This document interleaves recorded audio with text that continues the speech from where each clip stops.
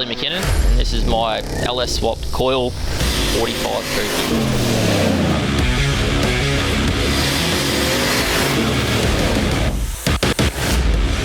They're just iconic. They're pretty much your essential Australian full drive, I reckon. Growing up with them too, always going to the islands and Moreton Fraser out west in them, and they're just reliable. I just reckon they're a great shape. They're a classic car. They're only going to get more and more rare these days. I found it out the back of Kingaroy. $300 I paid for it. A fella dragged it up from down his paddock on a trailer axle, and it caved all the sides of it in, but for $300 it was pretty well rust free. I don't think old mate I bought it off had any clue what I'd do with it. I'd love to see his face now it's done, because he was a Landcruiser man too, country fella. Over 3 months we did all the bar work on it, and then I let it sit for probably 2 months I suppose, and then we were getting married in April, so decided yeah, it'd be a perfect car for all the groomsmen to go in. So me and the boys, we hooked into it and done a fair bit of work, and then got it dropped off to paint and panel. I got it back from getting all the paint done 3 weeks out from the wedding. We fully assembled it, built it. I got it engineered on the Monday, registered on the Tuesday, and then took it to my wedding on the Thursday. We did like 14, 16-hour days on it for 3 weeks. There probably would have been 7 or 8 different fellas over the space of 3 weeks that dropped parts off, helped us out. Like, it was a massive effort. I didn't think we were going to get it done. I had a few dramas getting the transfer case in.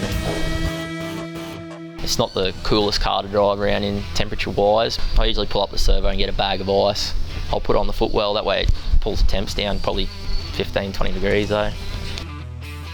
We did a Fraser trip, and my mate Dobbo, he took his thongs off, and it burnt a perfect imprint of a bolt head on his foot when we were going over Indian Head. It was so funny. I'd like to pull the motor out, put a cam through it, head studs, set of gaskets, just tidy it up a bit and bump a bit more power into it, I reckon. It's set up for 600 horsepower, so at the moment it's at 450 and it's good, but you can never have enough power.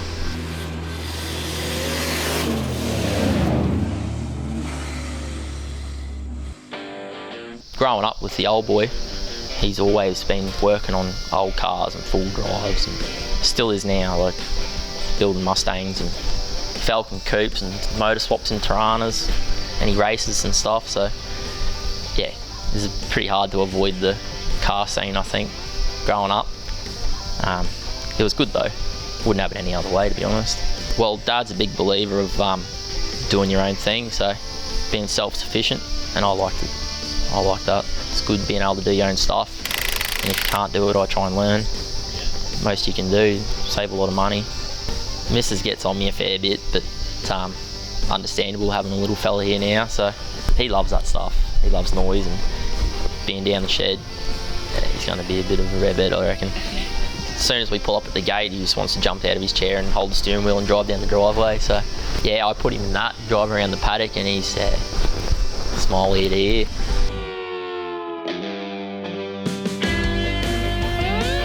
First full drive trip ever, and I rolled it, put it on slid, yeah. First trip, doing donuts, being an idiot.